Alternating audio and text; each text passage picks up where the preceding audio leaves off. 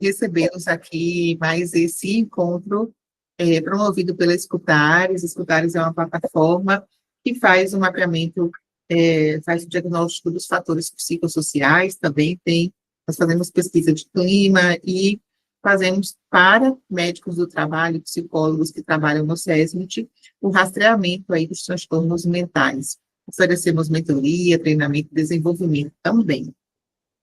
Convidamos vocês a depois acessarem o nosso site. Hoje a gente vai ter a presença, né, do Fábio Rocha. Ele é um consultor especialista aí neste tema, liderança intergeracional, convergências geracionais e saúde mental nas organizações, um dos temas mais pedidos por quem já participou de outros fóruns online ou presencial conosco, e o doutor Hamilton Cabral, médico do trabalho, também com uma larga experiência, e que também é um apaixonado por esse tema. Nós temos uma rodada de perguntas que já foram pré-definidas, inclusive aqui foram enviadas para nós, e quem quiser fazer algum comentário pode preferencialmente utilizar o chat e poderá também levantar aí a sua mão, que a gente, né, no intervalo, nós abrimos o espaço para essa sua pergunta. Então, antes de a gente já entrar nessa primeira rodada, gostaria que o Fábio, muito boa noite, Fábio, seja muito bem-vindo a esse encontro, e queria que você se apresentasse para a nossa audiência. Boa noite a todos, boa noite. Eu vou aqui fazer um esforço grande para evitar a intimidade, chamar de Ana Paula. Doutora Ana Paula, é uma honra estar aqui com você. Você é uma fera naquilo que você faz, você é alguém que, apesar de ser uma estudiosa, conhecendo profundamente esses temas, consegue ter didática para trazer isso para o mundo de quem não é dessa área, né? Ou quem é dessa área, mas às vezes não atentou ainda, não colocou no radar as questões da saúde mental, dos riscos sociais, e para mim é uma satisfação muito grande. E já peço a todos vocês, não sei se vai aparecer por aí, comprem o último livro dela, que está imperdível, com título, inclusive, que faz com que a gente queira ler no mesmo dia, que é O Trabalho Dói. Eu me marcou a história do Trabalho Dói, mas eu sei que tem um subtítulo. Bom, bem rapidamente, eu sou Fábio Rocha, eu dirijo uma empresa chamada D'Amigos Consultoria, é uma empresa que completou em maio desse ano, 2025, 33 anos, empresa baiana, de atuação nacional. Nós temos o histórico de atender organizações públicas, privadas, não governamentais, e temos 4 áreas de atuação: desenvolvimento, liderança e times, área de SG, cultura organizacional e carreira e longevidade. E, para mim, a gente está num momento único desse tema, né? Não só o tema em si da diversidade geracional, mas, particularmente, essa questão aí de 50 a mais, 60 a mais. Tem um livro, inclusive, escrito sobre isso, lançado com Maísa, que é minha sócia 2021, que nós tivemos aqui bem rapidinho. Tema do Enem, falando de envelhecimento e longevidade, isso tem a ver com a intergeracionalidade. O filme, que é um filme maravilhoso, eu postei nas minhas redes, que é O Último Azul, do Rodrigo Santoro. E, além disso, qual é o outro fato? Sim, capa do Jornal à Tarde hoje, uma matéria que eu fiz parte, falando, doutora Ana Paula, e doutor Hamilton, que já está aqui, prazer, doutor Hamilton, sobre a decisão do STF, né, na minha opinião, não acho que vai avançar, de suspender os aumentos de plano de saúde para os 60 a mais. Então, de uma certa forma, a gente tem um histórico aí entre executivo e consultoria, consultor, treinador, conselheiro, palestrante, com atuação muito forte em empresas familiares. Estou à disposição de vocês aqui para que a gente possa bater esse papo. Ou alguns eventos desses. Então, muito obrigada, Fábio. Chegou o doutor Hamilton, acho que esse é um assunto muito importante, né, que você trouxe do não aumento. A gente vai colocar na roda. Doutor Hamilton Cabral, chegou agora. Obrigada pela sua presença. Por favor, doutor Hamilton, se apresente para a nossa audiência. Boa noite. Primeiramente, queria pedir desculpa, mas eu estou até usando o celular aqui. Eu estou com o celular apoiado no computador, porque eu não consegui fazer o computador funcionar. Mas vou continuar tentando aqui, porque a imagem fica melhor, o áudio fica melhor, né? Meu nome é Hamilton, eu sou médico do trabalho, tem 20 anos que eu sou médico do trabalho. Eu já trabalhei em diversas grandes empresas, já trabalhei na Vale, já trabalhei na CNI, né, em hospitais. Hoje trabalho, além de hospitais, eu trabalho com outras empresas também. Então, assim, tenho bastante tempo, né, e bastante aprendizado em relação a essa questão intergeracional, né? Na CNI eu fui gerente durante 14 anos, praticamente. Então, assim, tive bastante contato, era um dos gerentes de RH, inclusive. Então, assim, tive bastante contato com essa questão dos choques geracionais.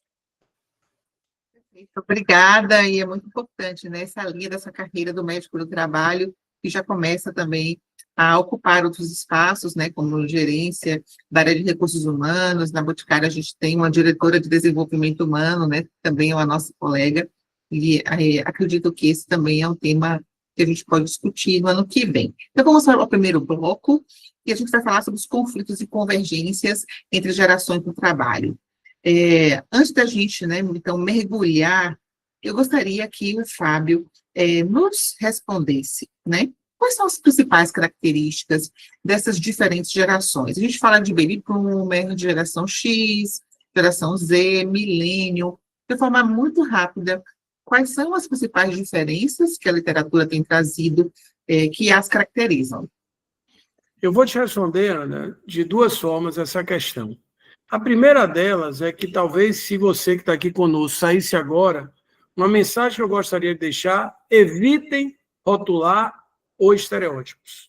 Tá? Não é obrigatoriamente que alguém nasceu naquele ano, naquele período, que ele obrigatoriamente terá características exatamente dentro daquilo que se desenha para cada perfil.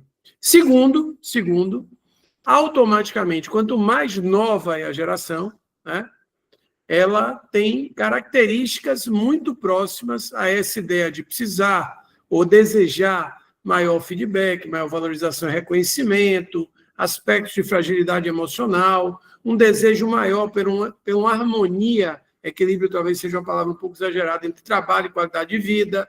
Tá? Ela, de uma certa forma, acredita de fato que mais do que trabalhar para pagar as contas, não quer dizer que gerações, sem querer entregar a idade de alguém, minha, de doutor Hamilton, aí pela barba branca, com meus cabelos brancos, quem sabe Ana Paula, apesar de ter cara de menina, né? São gerações que talvez não tivesse tanto no radar. De qualquer maneira, Ana, para não deixar ele responder de maneira mais precisa, Baby Boomers, a gente está falando de pessoas nascidas entre 46 e 64, é uma geração muito voltada para a estabilidade e hierarquia. A geração X, pessoas nascidas entre 65 e 80, mais cética e com foco em trabalho, mas aí já acorda para a ideia dos direitos. Tá? As millennials, ou geração Y, que são os nascidos de 81 e 96, que valorizam flexibilidade, propósito e experiência. Geração Z, nascidos entre 1997 e 2010, considerada nativa digital. E a geração alfa, a partir de 2010, que é uma geração, né, que é como, por exemplo, o caso da minha filha de 15 anos, que nasce já tendo no berço a tecnologia. Então, existem, sim, características, e você não pode esquecer que essas características muitas vezes são fortes. Por exemplo, na minha opinião, já para provocar aqui não só Ana, Milton e todo o grupo que está aqui, a minha geração, para mim, é a última geração que respeita cabelo branco e hierarquia. Não estou dizendo que as outras não respeitem, mas nós tínhamos isso na nossa formação.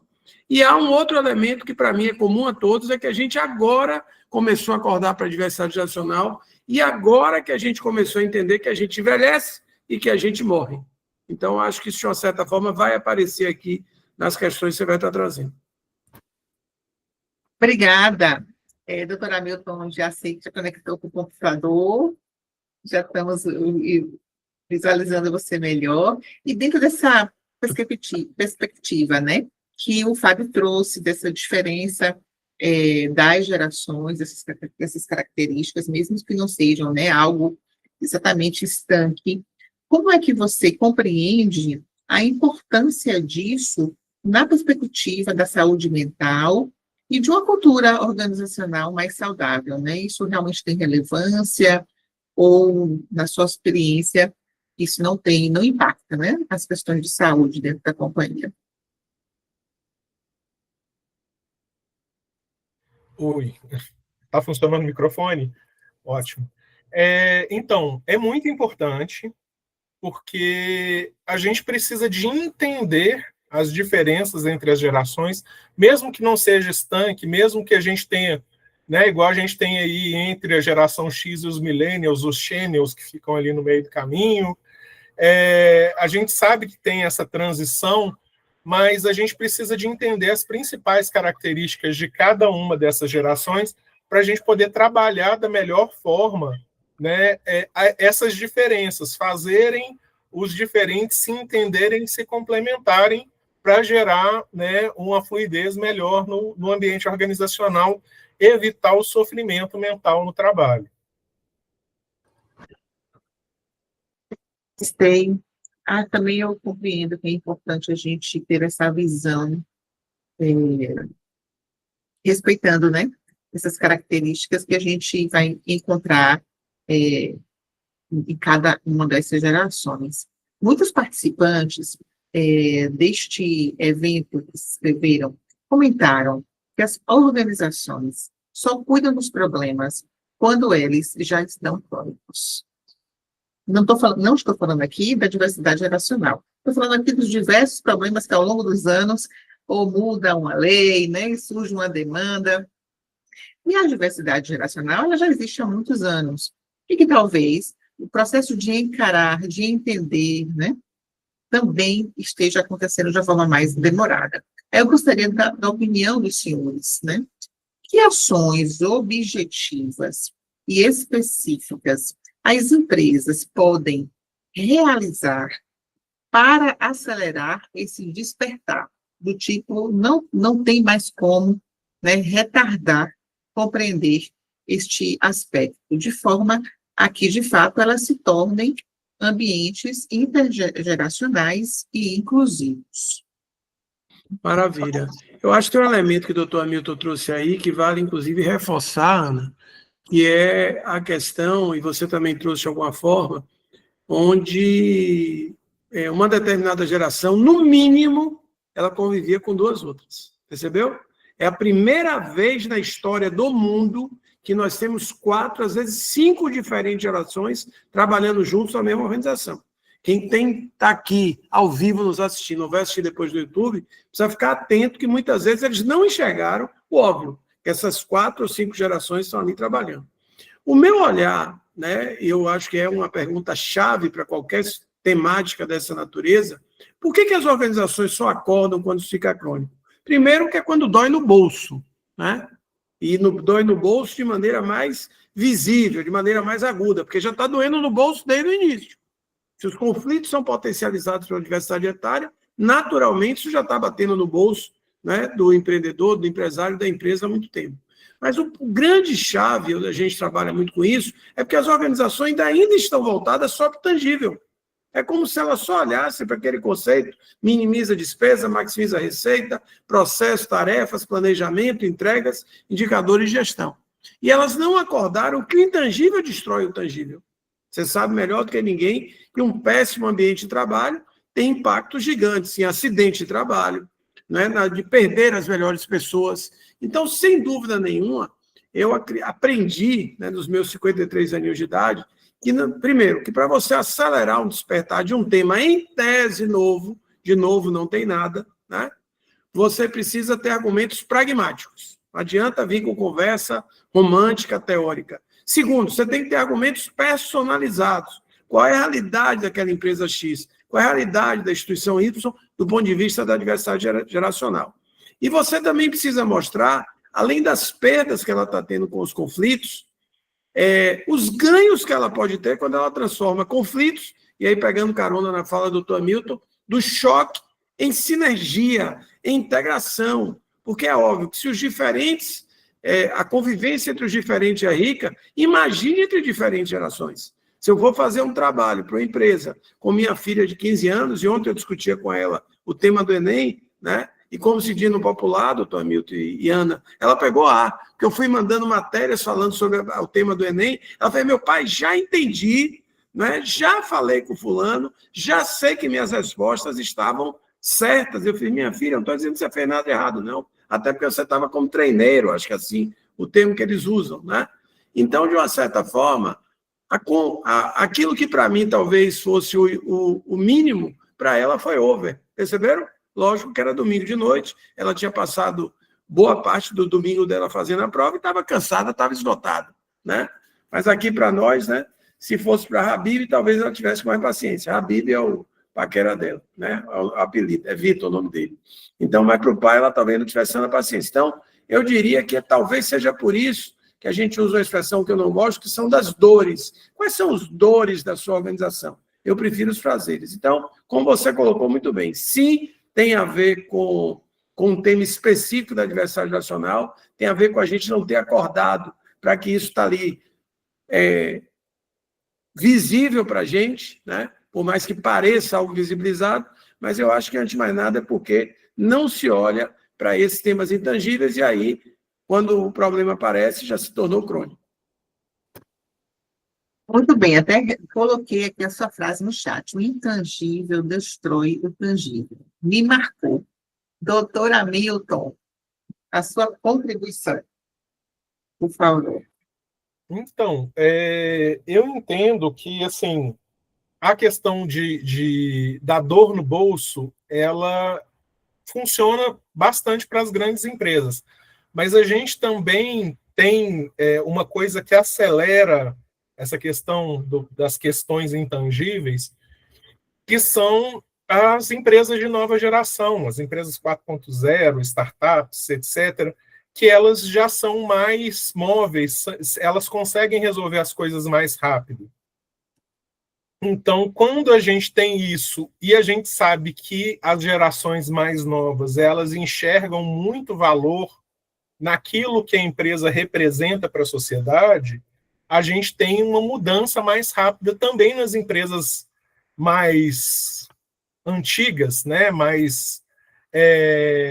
que têm mais dificuldade de se movimentar, porque senão elas vão perder as melhores ideias, as melhores mentes para as empresas que conseguem se mexer mais rápido. Então, isso também é um movimento. Eu estou tentando só complementar a fala do Fábio, né? A ideia é trabalhar em sinergia, apesar da gente ser da mesma geração, né? A ideia é trabalhar em sinergia. Ótima observação. Só porque a gente tem cabelo branco e barba branca, né, doutor Milton? A gente deduz que a gente é da mesma geração. Ana Paula aí com essa cara de menina vai dizer, não, ela deve ter uns 30 e poucos anos, né? Você está vendo como é importante? 30 já foi há muito tempo. Bem, será que existe uma metodologia para integrar gerações dentro das empresas? Também foi uma pergunta trazida pela audiência, né? Algo que vá além da boa vontade, traga resultados concretos. Gostaria, né, da opinião dos senhores. E já pegando o gancho, Fábio, como a liderança pode ajudar neste processo? Quais são as competências, né, de um líder para poder fazer para colocar essa metodologia em prática de forma bem-sucedida? Maravilha. Olha, quer começar, doutor Milton? Fica à vontade. Pode fazer. Tranquilo? Antes de mais nada, para registrar aqui, dona Maísa acabou de me passar a mensagem, para quem não sabe, Maísa é a fundadora da Damicos, é minha sócia, dizendo que está sem energia, sem internet, e por isso que não entrou ainda, tá? Aqui no nosso encontro.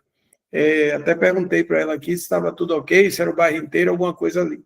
Bom, aproveitando, inclusive, uma fala de Maísa que é muito forte, ela traz muito que os verdadeiros conflitos têm muito mais a ver com valores, e o doutor Hamilton já tocou nessa questão aqui, do que com a idade, tá? Então, eu, por exemplo, apesar de ser da geração, e aí eu vou usar a idade como referência, 53 anos, eu sempre tive uma excelente convivência com pessoas muito mais velhas do que eu.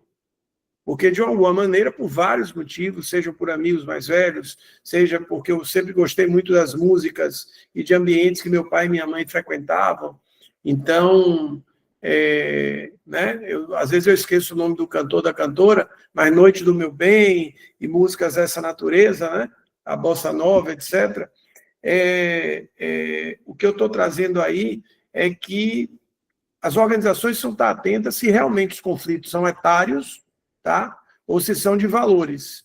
E, às vezes, esse conflito se potencializa porque você tem várias empresas em uma só. A gente chama isso de subculturas ou até de contracultura. Isso vale para unidade de negócio, às vezes, estados ou países diferentes, mas vale também para as células, para os departamentos, para as áreas, ok?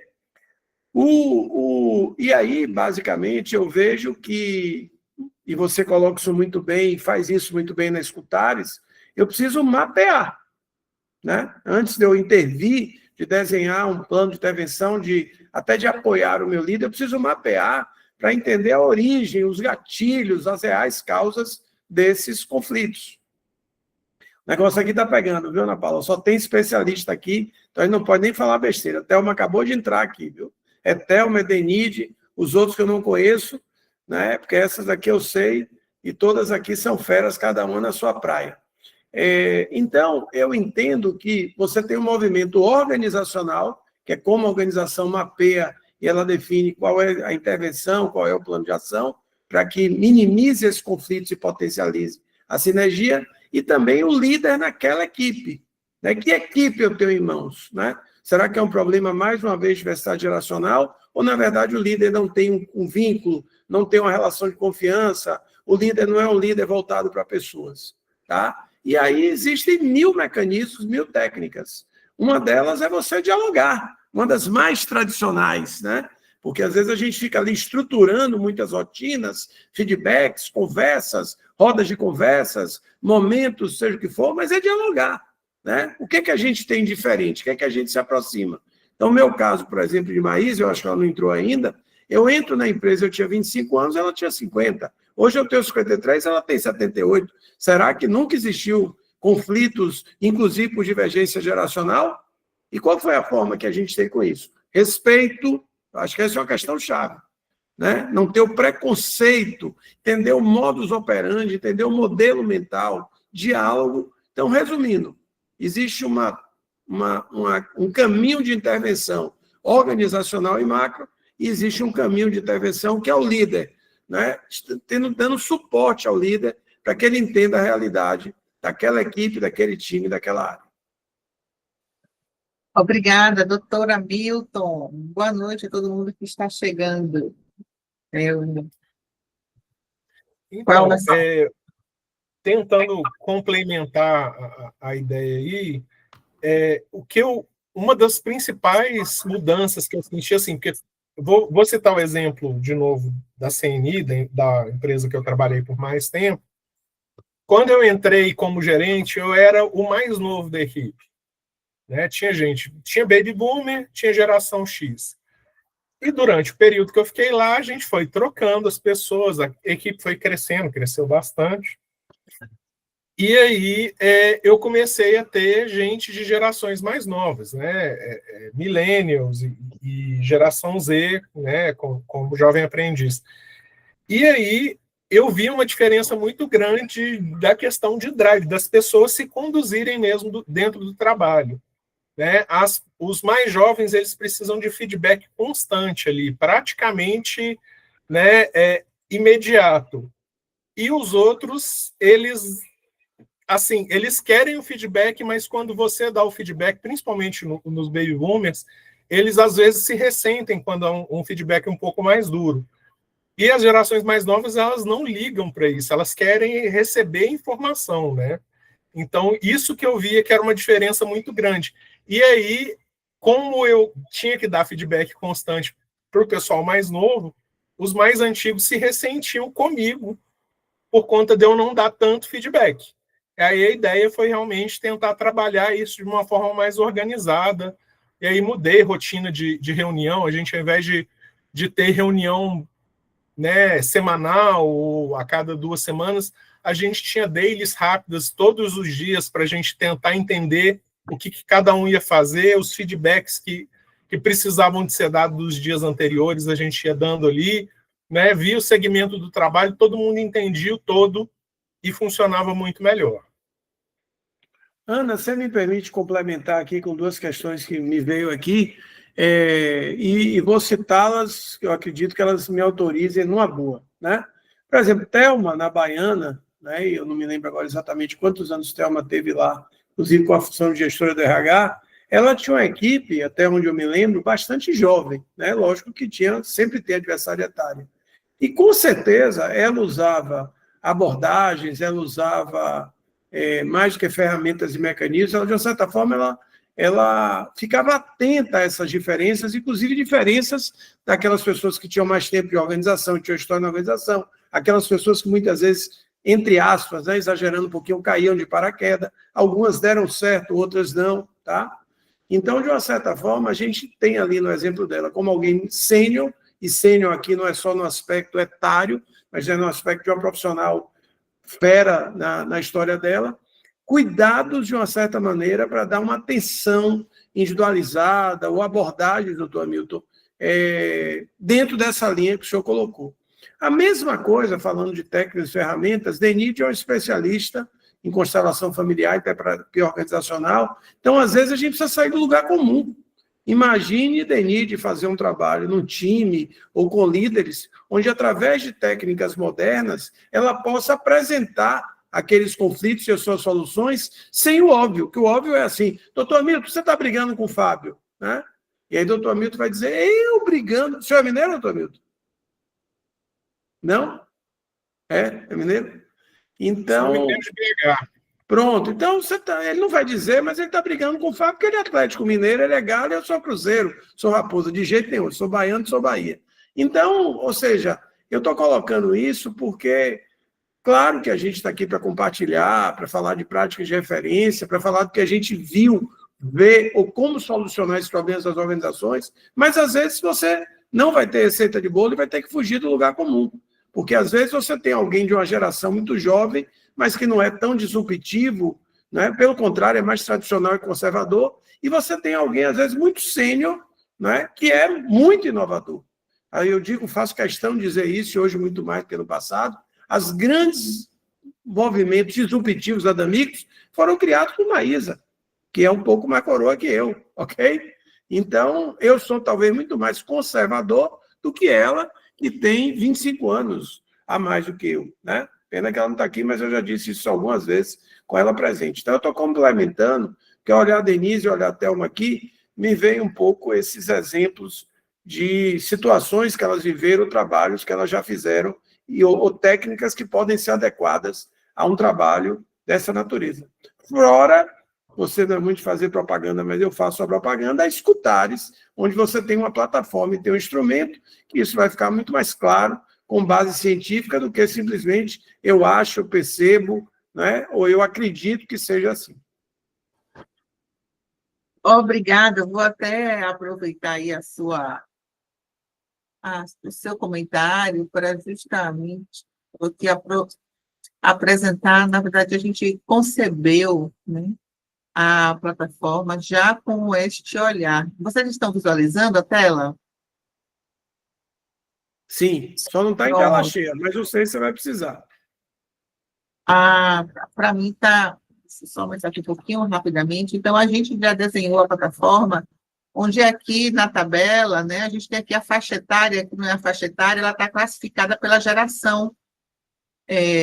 Então, aqui eu tenho algumas empresas e a gente avalia as respostas, faz essa análise se a distribuição da geração ela tem um impacto nesses resultados e, de fato, a prática tem demonstrado que sim. Então, isso que o doutor Hamilton trouxe, né, de fazer determinados ajustes, às vezes o líder, mas aqui a gente faz dessa forma e todo mundo, né? E aí aquelas pessoas é que são as problemáticas, mas não é uma questão de necessariamente comportamental, né, do ponto de vista individual, mas da geração. E como é, doutora Hamilton, que você enxerga essa situação, quando ela não está muito bem gerenciada, considerando agora a legislação, as mudanças, né, na legislação, a evolução, considerando aí a NR1, os fatores psicossociais, como é que a gente pode fazer esse gancho, né, para que seja uma oportunidade, na verdade, de crescimento e desenvolvimento da empresa? Então, a NR1 é um desafio para todo mundo, né? Eu acho assim, demorou muito e chegou muito pouco explicada. né? A ideia de se ter uma gestão da saúde mental, trabalhar a qualidade, né, da saúde mental do empregado é uma coisa que sempre teve necessidade e, assim, no pós-pandemia a gente viu que teve um agravamento muito grande, né? A gente teve, não sei se... Assim, vou citar dados de locais que eu trabalhei, então, assim, a gente teve 70%, 80%, 120% de aumento de atestados de CDF, né? E aí permeia mais qual geração? Não, em todas as gerações, né? A gente sabe que as gerações mais antigas normalmente têm um pouco mais de resistência com a questão de atestados, de afastamento, mas o adoecimento acontece da mesma forma, né? E a gente precisa de trabalhar isso numa linguagem que todos entendam, né? Realmente, assim, é um desafio muito grande essa questão de trabalhar a saúde mental. A questão intergeracional, ela também participa desse conflito, né? Que infelizmente esse sofrimento mental, ele vem de conflitos no trabalho, e a gente sabe que, assim, essa questão pós-pandêmica, que as pessoas ficaram afastadas do trabalho presencial, e quando elas se tornaram com menos capacidade de interação social, né? Pelo menos a minha visão disso.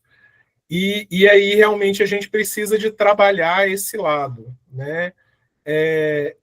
Tem que trabalhar a resiliência das pessoas, mas também tem que trabalhar a melhora do ambiente de trabalho.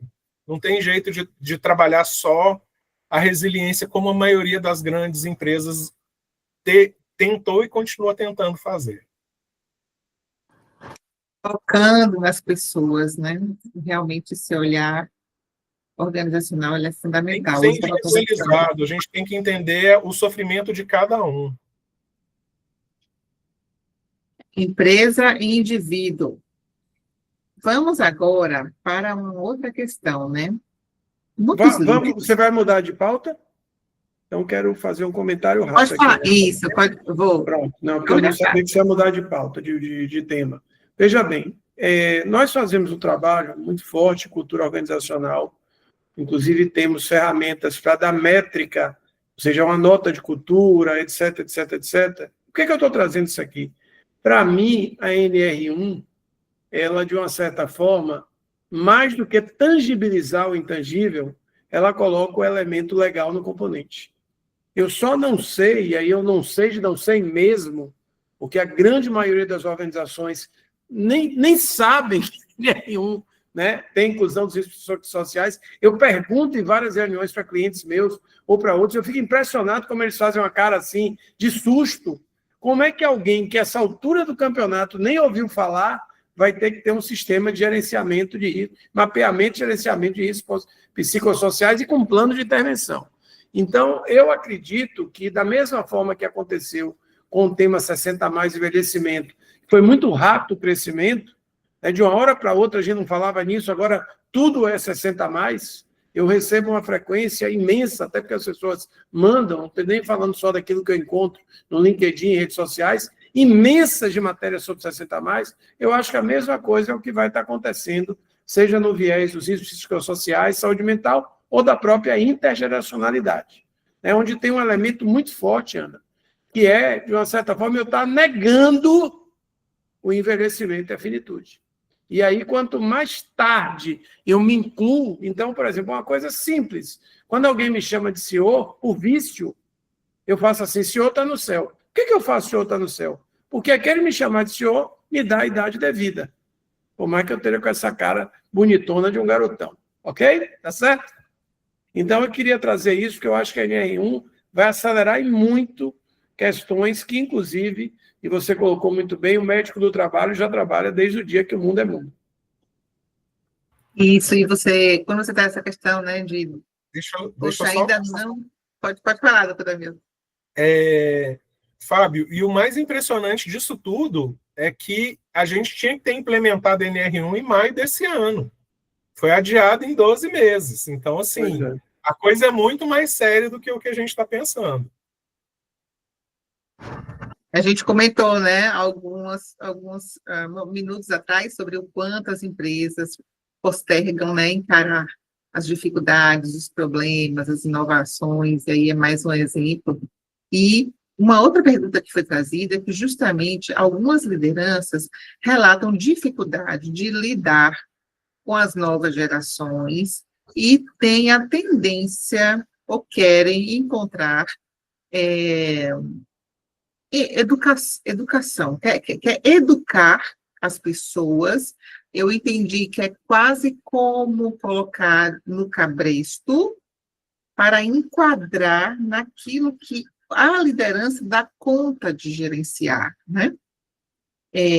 Eu queria ouvir vocês a respeito disso, né? A gente está falando aqui das grandes empresas, das pequenas empresas, né? Que às vezes possui aquele senhor, né, que é o chefe, porque ele domina a arte, mas não evolui. Eu vou dar 2 exemplos práticos em outra seara, e eu queria pedir a minha dupla sertaneja aqui, doutor Hamilton, que ele traga para o contexto empresarial, organizacional. Primeiro, assim, posição nunca funcionou e nem vai funcionar, tá? As pessoas precisam ser envolvidas, os termos são vários, né? Sentimento de pertencimento, engajadas, sensibilizadas. Então, automaticamente eu preciso explicar o porquê e a gente associa isso às novas gerações, mas não. Minha mãe, né, que já faleceu há muito tempo, quando me educou, e a Karine, não sei se Karine está ainda por aqui, doutora Karine, ela nos dizia o porquê. Ela dizia que a regra do jogo era essa, mas elas nos diziam o porquê que aquilo funcionava. E vou dar 2 exemplos muito do dia a dia, mas vocês vão trazer para isso dentro das organizações. Aqui na Bahia, para quem é de fora, eu já vi que tem gente de outros estados, jogar bola se chama baba. Aqui a gente fala, vou bater baba no final de semana, tá, doutor Hamilton? Então aqui não é pelada, aqui é baba. E no baba hoje, os 2 que eu jogo, tem conflitos geracionais. Porque você tem uma meninada ali na faixa dos 20, dos 30, que joga como se fosse uma final de Copa do Mundo, o jogo, e tem a turma dos 45, dos 50, dos 60, que quer curtir, que quer, na verdade, brincar, que quer ir para a resenha. A resenha é um bate-papo depois do baba. Então, automaticamente, os conflitos são enormes, porque essa geração mais nova, ela entra em toda a bola, parecendo que vai acabar o mundo, ela quer que faça campeonato, ela quer que etc, etc, etc. E a gente, a turma dos 45 para cima, a gente, na verdade, encara ali como uma terapia sem ter que pagar por ela. Vou dar outro exemplo, vai ficar gravado, mas ela vai chatear com minha afilhada, Maria Eduarda, onde a relação dela de informar que horas ela sai, para onde ela sai, que horas ela chega, eu só consegui quando automaticamente, né, ela começou a entender o porquê que aquilo significava a ideia de segurança, de respeito, né? Então, quando a gente conversou um pouco sobre isso. Então, estou mostrando porque eu acho que, mais uma vez, parece óbvio, mas é real. Respeito, diálogo, e não a ideia que tem que ser do meu jeito e acabou. E vale para os 2. Eu quero chamar a atenção também para o contrário. Quando os filhos, de uma certa forma, dizem, meu pai, é assim e acabou. Não, não é assim e acabou, não. E não é uma questão só hierárquica. É uma questão de que, sem respeito, sem diálogo, sem entender por que está funcionando daquele jeito, ou por que eu penso daquela forma, conflitos serão potencializados.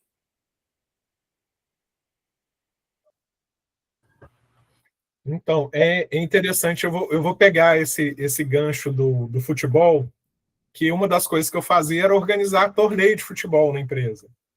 Então, assim, a gente tinha que fazer um briefing antes com as equipes, falando, olha, gente, isso daqui é diversão, não é para levar a sério, tem troféu, tem medalha, mas é brincadeira. Né? E inicialmente a gente fazia torneios longos, que duravam ali 8, 10 semanas, que era sempre no final de semana. E aí, no final, foi enxugando, até o ponto de fazer um torneio que era um final de semana. Começava sábado de manhã, sábado no final da tarde acabava, terminava num churrasco e funcionava muito melhor. Por quê? Porque as pessoas, com isso, elas tinham medo de se jogar demais e se machucar, que aí ele não ia conseguir jogar mais. Né? Ao invés de ter 2 jogos grandes no dia, eles tinham pequenos jogos, né, ali, 2 tempos de 10, 2 tempos de 15 minutos, jogavam e aí iam progredindo até o final do torneio.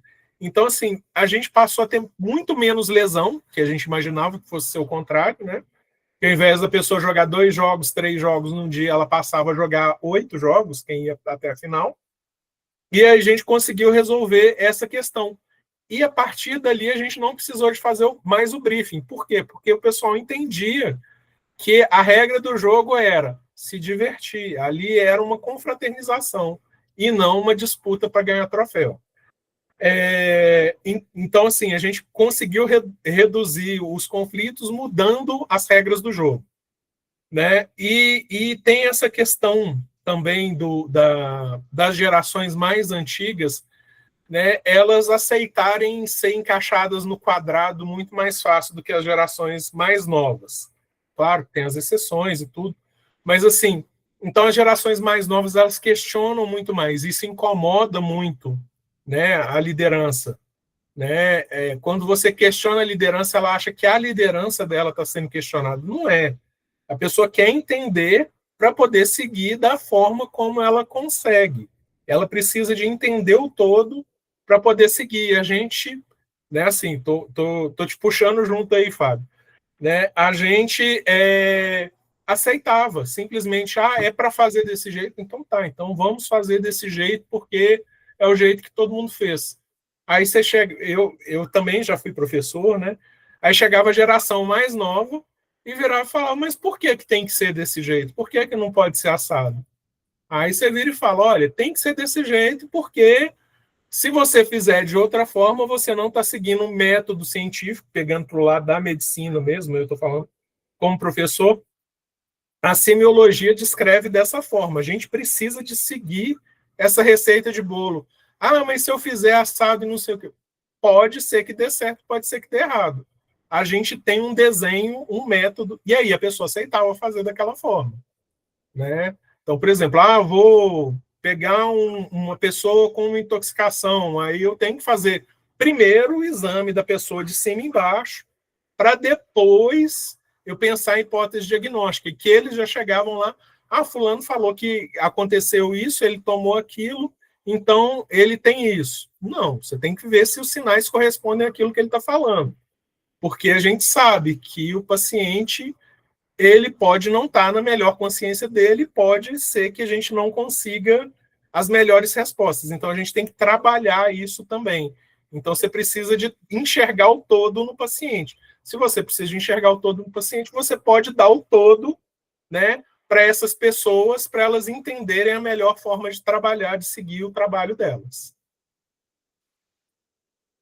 Bem, antes da gente prosseguir para a próxima pergunta, que vai trazer um aspecto do líder, gostaria da contribuição de vocês no chat, se para a gente trabalhar, evoluir com essa questão, né, da intergeracionalidade, na visão dos senhores, se os líderes hoje são um público-alvo que precisa de letramento, não só do ponto de vista da compreensão teórica, mas também né, da abertura afetiva para compreender essa dinâmica que tem sido aí trazido pelos nossos experts. E aí, doutora Milton, muito é dito que gerações mais novas são frágeis, são psiquicamente, né, problemáticas, cheias de mimimi, adoece por qualquer coisa. Primeiro, eu gostaria de saber, né, da sua experiência, se isso, de fato, se sustenta, como é que deve ser o manejo, ou existe uma diferença no manejo de sofrimentos relacionados, principalmente ao aspecto da saúde mental, assim, considerando as diferenças geracionais, e como é na sua também experiência de orientação, os sinais que a liderança precisa observar em relação à questão do adoecimento e do sofrimento. Então, assim, as gerações mais novas, a gente vê, e aí eu estou falando do ponto de vista estatístico, né? Eu não estou querendo individualizar ninguém. A gente vê um índice de afastamentos maior, sim, das gerações mais novas. Mas isso também é um reflexo que essas gerações, elas têm, né, foram educadas de uma maneira diferente e elas entendem que a saúde delas vem em primeiro lugar, né? Enquanto as gerações mais antigas, e aí a gente pula para a geração anterior à nossa, né, ela entende que a empresa é a grande coisa, o grande lugar, a coisa mais importante.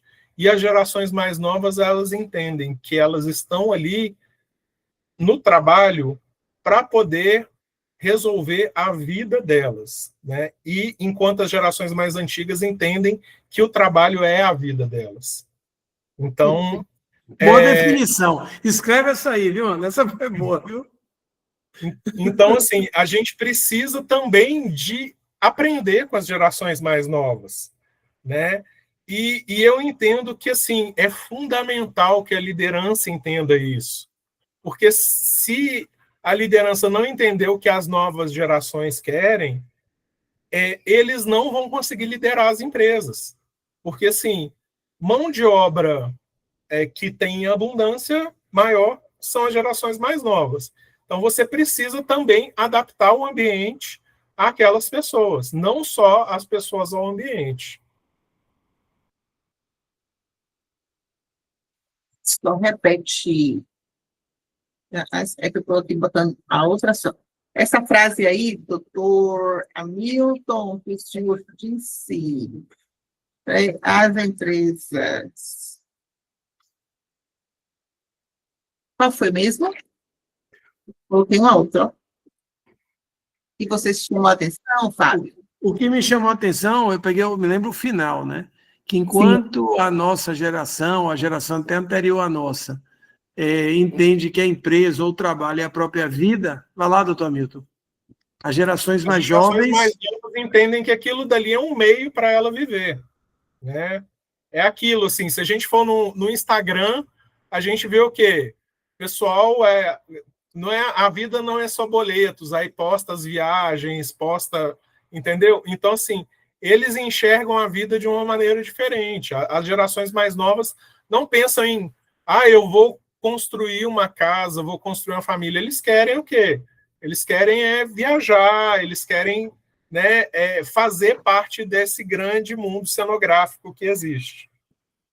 E não adianta, como ele trouxe, reclamar, porque as gerações mais novas, do ponto de vista epidemiológico, sentem mais, se afastam mais e dizem, eu estou falando sobre isso porque nós precisamos desmistificar, né? Quebrar o preconceito. E nós, da geração mais antiga, precisamos lidar com isso. A Karine colocou um exemplo disso, é a permanência no emprego. Ninguém permanece mais 20, 10 anos ao mesmo emprego. Perfeito. Se diz até que hoje a gente tem, né, 5 ou 6. Pode falar, doutora Milton. O que, assim, que parte da anamnese, o início da anamnese de um médico do trabalho são os empregos anteriores. Então, assim, você pega as gerações mais novas, o pessoal fala, trabalhei 3 meses em tal lugar, 6 meses em tal lugar, 1 ano em tal lugar, quando muito fala 2 anos, né? Enquanto você vai entrevistar, isso assim, eu estou falando, por exemplo, de sexta-feira, que foi, eu fiz, acho que 12 admissionais. Então, assim, e as gerações mais antigas, você fala, não, eu trabalhei 10 anos em tal lugar, 5 anos em tal lugar, 12 anos em tal lugar. Então, assim, tem esse choque também da questão da inconstância, mas que faz parte do... A gente entende que aquilo ali faz parte dessa geração mais nova, né? Mudaram os valores da empresa, mudou o valor da pessoa, ela muda de lugar. Ela entende que aquilo dali não complementa mais a vida dela da maneira que deveria. Muito bom. Denide Pereira colocou. Penso que os líderes precisam se desenvolver para ampliar a escuta. Assino embaixo. o sentido de pertencimento, de acolhimento entre os indivíduos da organização e revisão de modelos mentais. Para incluir práticas como mentoria reversa, inclusive tem uma pergunta sobre isso, com foco em competências e vivências, criar espaços de diálogo visando conectar pessoas, proporcionando ambiente de troca e aprendizado, estimular mais troca de feedbacks, envolvendo pessoas de diferentes níveis de experiências e redesenho da estrutura organizacional para ser menos hierárquica, mais aberta, mais disposta a investir tempo no desenvolvimento das pessoas. Obrigada pela contribuição. E acredito que aqui, né, a maioria concorda contigo. E, Fábio, o que são programas de diversidade e inclusão e como é que eles efetivamente podem contribuir para um ambiente mais seguro psicologicamente? Na verdade, você, sendo assim, usando bem um chavão moderno, mas muito forte, se você não consegue ser você mesmo, próximo à sua essência, onde você trabalha, você efetivamente não estará entregando o seu melhor, não estará feliz, não estará, de uma certa forma, se apresentando na sua originalidade.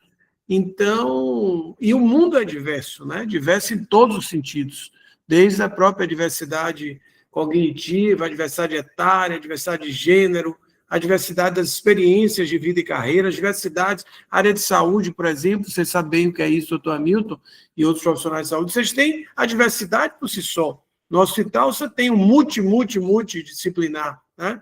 Em algumas organizações, isso é muito mais forte. Em alguns segmentos, isso é muito mais forte. Em outros, não. Você chega numa construtora, todo mundo meio que engenheiro, ou quase engenheiro, né?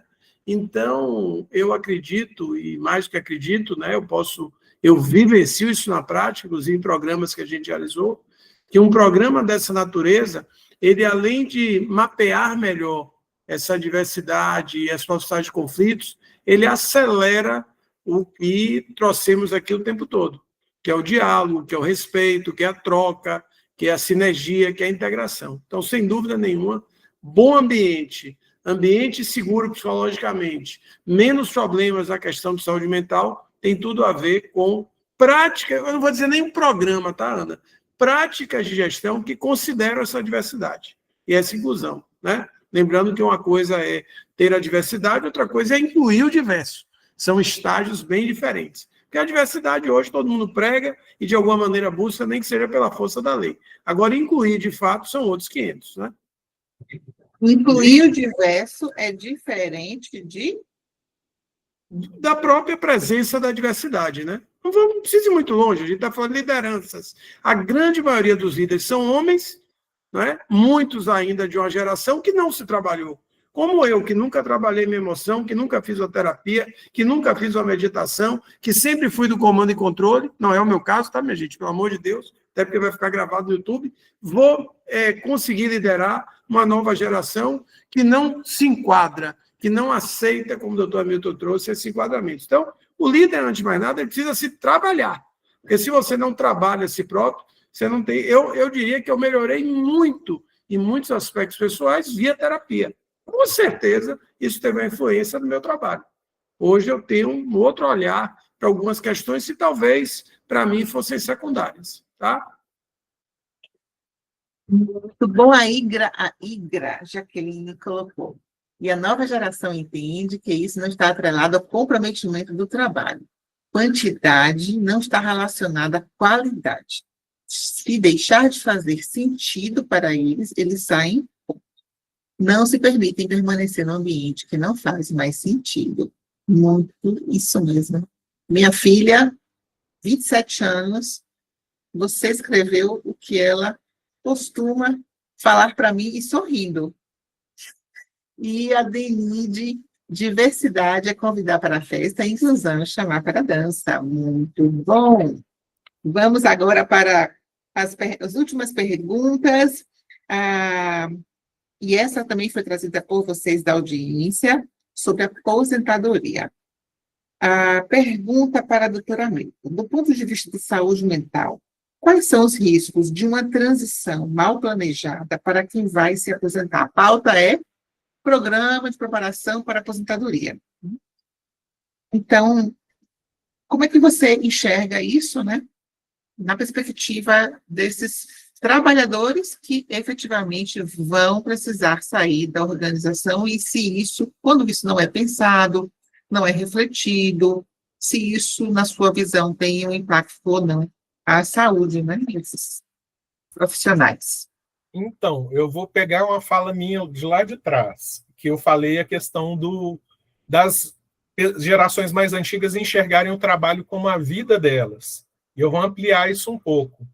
Né? Na verdade, é tão a vida delas que elas normalmente levam aquilo como sobrenome. Né? Eu sou fulano de tal empresa. Né? A pessoa trabalha 20 anos, 30 anos na mesma empresa. Então, quando essa pessoa vai se aposentar, ela não está perdendo só o trabalho, ela está perdendo parte da identidade dela. Ela vai deixar de ser o fulano de tal empresa, né? E isso tem um impacto muito grande nas pessoas, né? E assim, eu estou falando de um extremo, é lógico que tem pessoas que trabalham menos tempo, mas de toda forma, no momento da aposentadoria, ele vai deixar de pertencer àquela empresa, aquele grupo de pessoas que trabalham e vai passar a ser um aposentado. Né? E isso daí a gente vê realmente assim que afeta bastante a saúde mental das pessoas. Então, assim, uma das coisas que a gente fez em programas de aposentadoria era orientar as pessoas a buscarem formas dela ocupar o tempo dela sem ser porque assim, a gente sabe que em grande parte, principalmente nessas empresas mais antigas, as pessoas participam de grupos que ficam fofocando a respeito do trabalho ainda, então ela fica se apegando àquilo dali, né? Tipo, não deixa o defunto esfriar, fica lá o tempo todo querendo saber, mas fulano saiu da empresa e foi para outro lugar, Beltrano. A pessoa já não trabalha lá tem 10 anos e sabe disso melhor do que a pessoa que está ali trabalhando todo dia. Então, assim, realmente ela buscar ali, eu gosto de jardinagem, vai trabalhar com jardinagem, vai ensinar as pessoas a plantar, entendeu? Buscar alguma coisa para ela trabalhar, para ela sentir satisfação e não precisar de continuar a ficar tentando pegar o sobrenome de volta.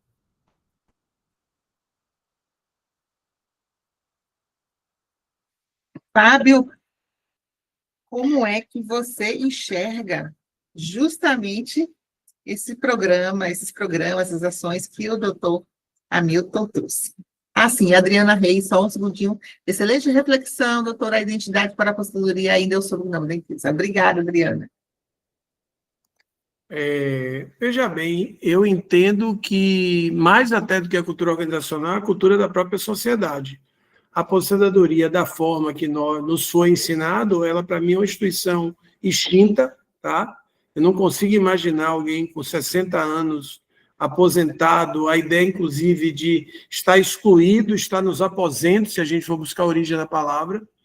Meu pai hoje tem 83 anos e ele inclusive diz assim, essa semana eu estou com pouca coisa, e ele é médico voluntário, como pediatra, ele tem uma atividade política, ele tem também uma atividade forte em redes sociais. Então, de uma certa forma, eu acho que precisa ser revisto a própria cultura da sociedade, por consequência das organizações e das pessoas. Quando eu vejo a aposentadoria como um novo começo, como uma chance de planejar um novo ciclo de vida, um novo ciclo de carreira, e o próprio entendimento que os sêniors têm muito mais a contribuir, porque exatamente ele está numa fase da vida que ele está mais maduro, mais equilibrado, onde, como a gente diz no futebol, ele conhece os atalhos do campo. Então, Ana, eu vejo que, sim, claro que passa pela cultura da organização, inclusive de quanto ela valorizou a jornada daquele profissional, aquela história. Quantas organizações até hoje constrangem a pessoa a dizer assim, acabou o seu tempo, ela não tira você. Veja que no Estado, no poder público, as pessoas chamam a expulsão compulsória de expulsória. Olha que coisa grave. Parece um jargão, um lugar comum, aquela brincadeira de corredor, mas não é. Estou chegando perto da expulsória. E por que a expulsória? porque ela perde totalmente a sua identidade, porque a identidade dela está presa a um crachá, a uma função, a um status, ok? Então, é algo muito grave. A aposentadoria precisa ser repensada radicalmente e muito mais sendo visto como um novo ciclo de vida, um novo ciclo de carreira, não que obrigatoriamente a pessoa precise só trabalhar. A intensidade é outra, o próprio tipo de trabalho, a própria condição de, muitas vezes, em vez dela ser executiva, ser gestora ou ser técnica, ela assumir posições de consultoria, de conselheiro, de mentor, e por aí vai, né? A gente tem exemplos vários na nossa rede de relacionamento de pessoas que são igual a vinho, né? Quanto mais velho, melhor. Esse final de semana, eu recebi um comentário de um amigo meu de infância, que falou assim, Ana, você está no seu melhor momento de toda a sua vida. Eu, meu Deus, aí? Graças a Deus, aos 52 anos. Assim você fala até agora. Até agora. A Adriana colocou, é importante fazer um plano de vida e carreira após a aposentadoria para se manter ativo na vida profissional. E o quanto nós somos, muitas vezes, caminham para isso, né, para esse processo. Eu trabalhei na Santa Casa durante 2 anos, e lá o plano de preparação de aposentadoria começava com 2 anos antes, para poder, né, isso ser efetivamente digerido e planejado. Vamos agora para o penúltimo bloco, sobre exemplos práticos, histórias de sucesso, que também foi pedido pela audiência. Antes disso, a Thelma colocou, todas as pessoas têm habilidades e sonhos. Bom, o envelhecer é uma grande oportunidade para realizar coisas que deixamos para trás por outras necessidades que em determinados momentos tiveram por ser prioridades. No envelhecer, a prioridade é você. Um privilégio viver isso. Que lindo, poético, Thelma. Obrigada. Eu estava conversando também com a doutora Graça, uma psiquiatra, terapeuta, ela comentando, né? Não é dela, é o conceito, mas a partir dos 50 e poucos anos, a gente começa, de fato, a enxergar e a desejar isso que Thelma trouxe. Aquilo que vai efetivamente gerar ainda muito mais sentido para a gente. Então, vamos lá. Os participantes pediram exemplos positivos, boas práticas. Vocês possuem experiências considerando esse tema, ou de aposentadoria, ou, né, desses conflitos e desafios e oportunidades da intergeracionalidade para compartilhar conosco? O que for positivo, eu vou citar a instituição, aquilo que talvez não seja tão positivo, eu não vou citar a instituição. Não é positivo, a fonte está aqui presente, que é a Thelma, a gente fez um trabalho muito rico, chamado Programa Seniors, na Baiana de Medicina, um trabalho com profissionais de mais de 40 anos, até gente de 70 anos, envolvendo workshops, mentoria em grupo, além de trabalhos que a Baiana faz, toda a sua história e práticas de gestão que são trabalhados. E aí eu acho que é um exemplo muito forte, porque se numa instituição que é a excelência em gestão de pessoas, inclusive a nível nacional, tem espaço para um trabalho desse, imagine para os normais, né? Brincando um pouquinho. Então, mesmo num sarrafo alto, você vê a abertura. Segundo, eu acho que o exemplo mais positivo é quando isso é pensado como um plano de carreira e não como aquela ideia, seu tempo está acabando, então você vai, de uma certa forma, dando suporte para que aquele profissional, aquele conjunto de profissionais vá pensando novas fases de carreira dentro da organização, até o momento que você realmente vai pensar sua carreira, o seu ciclo de vida fora da organização, independente de faixa etária, tá? Vejo exemplos muito negativos quando isso está associado à demissão voluntária, os programas de demissão voluntária, incentivos, e as pessoas acabam dizendo assim, não, estão fazendo isso só para dar uma aliviada, né? Mas, na verdade, o que querem é que eu peça logo demissão para abrir a vaga para alguém, estão me pagando por isso. E vejo que isso é muito mais crítico no serviço público do que na área privada. Sem nenhum tipo de preconceito, na área privada as pessoas se mexem mais, é um ambiente mais competitivo, as pressões são maiores, e na área pública, muitas vezes, é como se a pessoa ela só acordasse depois de 30, 40, 50 anos de carreira e dissesse, meu Deus do céu, acabou e eu não tenho mais para onde ir, não tenho mais o que fazer, e a depender do grau de sociabilidade dela, isso fica mais crítico. E aí eu vejo nos homens um problema maior do que nas mulheres. As mulheres, elas realmente valorizam com o valor devido à figura da mãe, da avó, a questão do grupo de amigas como espaço de compartilhamento, e o homem não, o homem associa a vida dele muito à produção, né? E falando português claro, a tesão, né? Então, eu acho que, de uma certa forma, temos exemplos aí muito legais, mas ainda estamos engateando, tá, Ana? Na verdade, ainda se pensa o programa de aposentadoria, os famosos PPAs, naquela linha de saúde, INSS, né? E não assim, ó, que chance que você tem, Denise, agora você vai ser cantora. Você não sempre quis ser cantora, de axé ou de bossa nova, o que for. Então, agora a gente vai lhe dar essa oportunidade. Denise, você sempre quis fazer um restaurante de comida árabe, porque você tem origem árabe. Agora é a hora, vamos lhe dar suporte para você empreender. Então, eu acredito que a gente ainda tem um modelo de pensar essas questões todas muito aquém do que o mundo moderno demanda e do que a longevidade.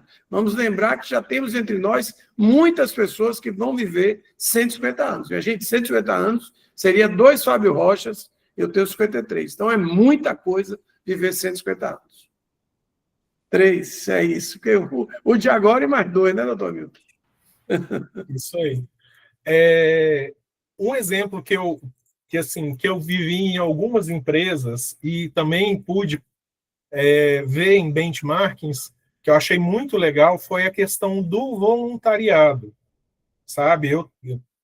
Né, assim, voluntariado da CNI, do Sistema Indústria, eu que fui um dos mentores, um dos criadores, então a gente trabalhava muito isso, e a gente trabalhava junto com os aposentados podiam participar dentro do programa de voluntariado. Então, isso ajudava muito. Outras empresas que eu trabalhei, como a Vale, também tem isso. A Petrobras foi um ambiente que eu fiz, que eu também achei muito interessante. Então, eu acho assim, é uma forma de entregar para a sociedade, né? Porque, assim, a pessoa está aposentando, eu entendo que é uma visão diferente da maioria das pessoas. A pessoa ali, ela está sendo reconhecida, né, por todo o trabalho que ela fez. A gente, por exemplo, nos Estados Unidos, eles entregam um reloginho de ouro lá e tal. Hoje em dia não faz mais isso, mas antigamente se fazia isso. Então, a pessoa passar a usar o tempo dela para ser voluntário, para ajudar outras pessoas, eu acho que dá um propósito tão legal quanto o propósito de trabalho. Então, é uma coisa que a gente pode pensar em trabalhar.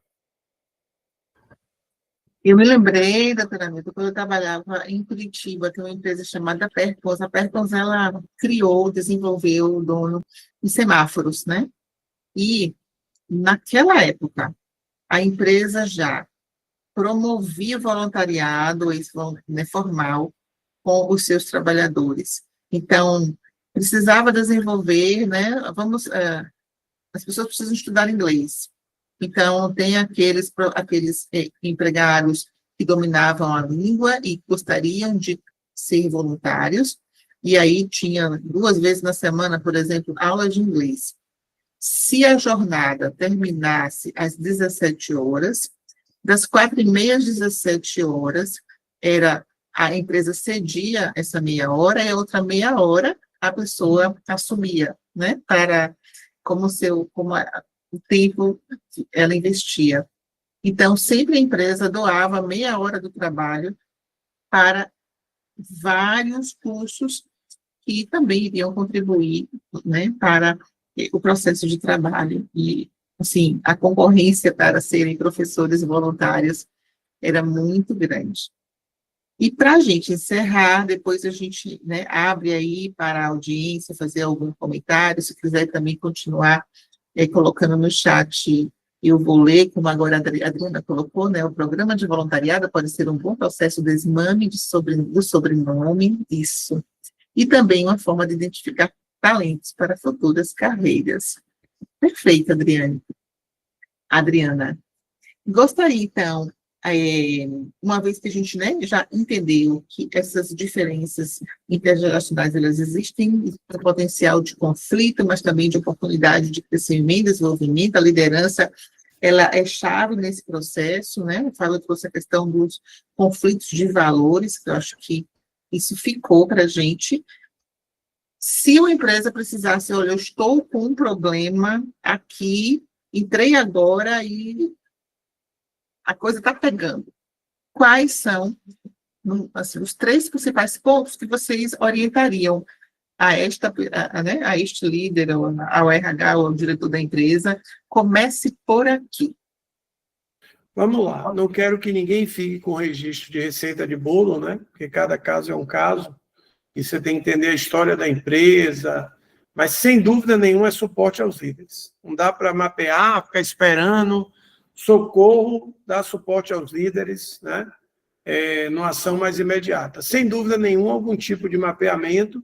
Eu evito, às vezes, a palavra diagnóstico, porque diagnóstico dá um olhar de precisão e profundidade, que conflitos são esses, o quanto esses conflitos são de fato geracionais.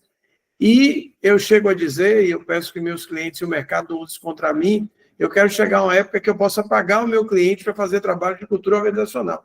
Tudo passa pela cultura organizacional. Então, eu preciso entender o quanto que a cultura está potencializando esses conflitos. Então, acho que seriam 3 elementos, sempre começando com os líderes, tá?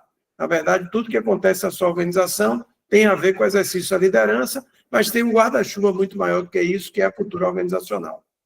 Lembrando que, a depender do país, né, isso pode mudar muito, né, porque a nossa relação aqui com a terceira idade, com o envelhecimento, com a finitude, é totalmente diferente, por exemplo, do japonês, ok? Onde a longevidade, a sabedoria é quase um semideus, né?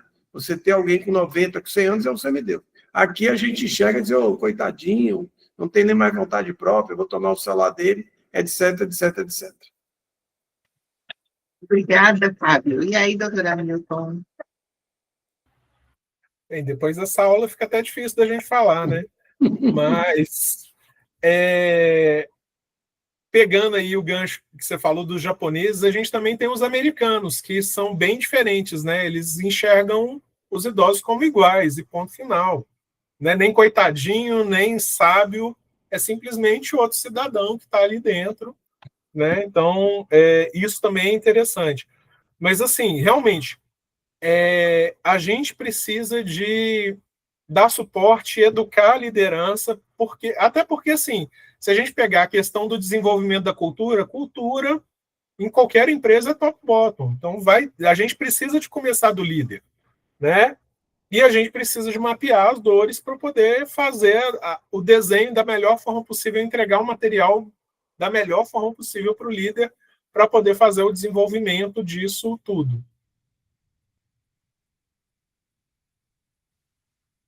Muito bom.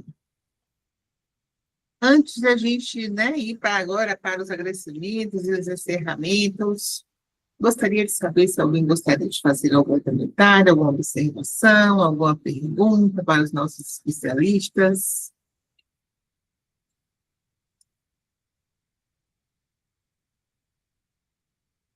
Excelente reflexão.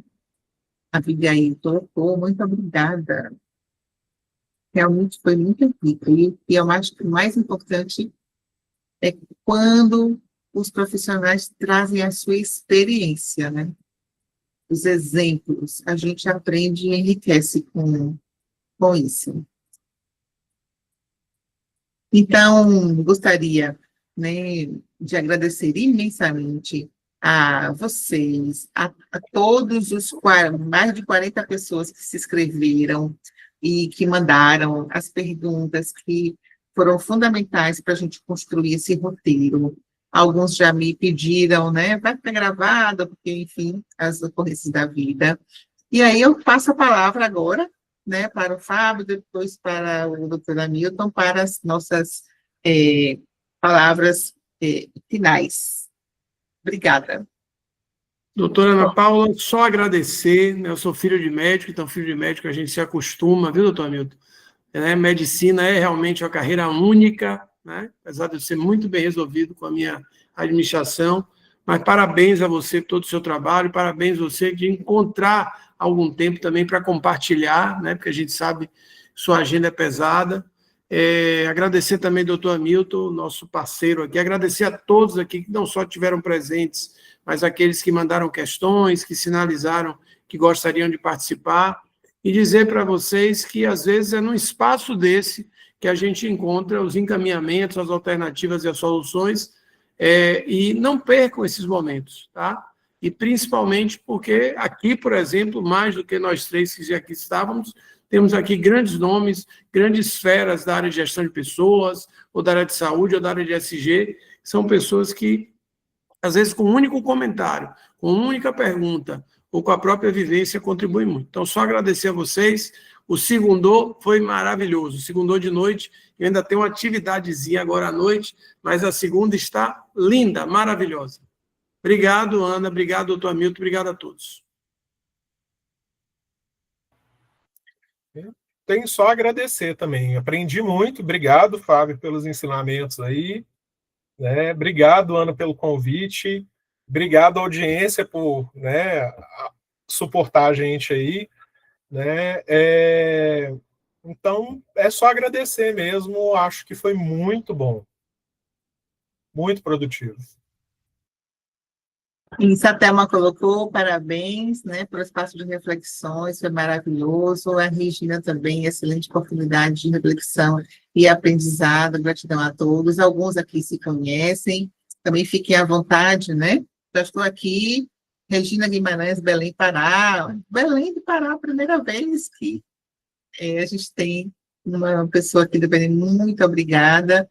Tenho certeza que os nossos palestrantes aqui não hesitarão em poder responder, perguntas no privado. Denise também, parabéns a todos.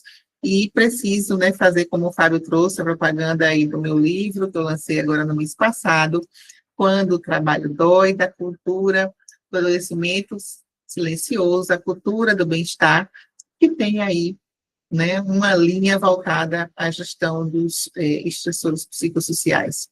Eu conto histórias inspiradas em fatos reais, e a partir disso a gente vai desdobrando. Senhores, muito obrigada, e até uma próxima oportunidade. Tchauzinho. Tchau, tchau, tchau.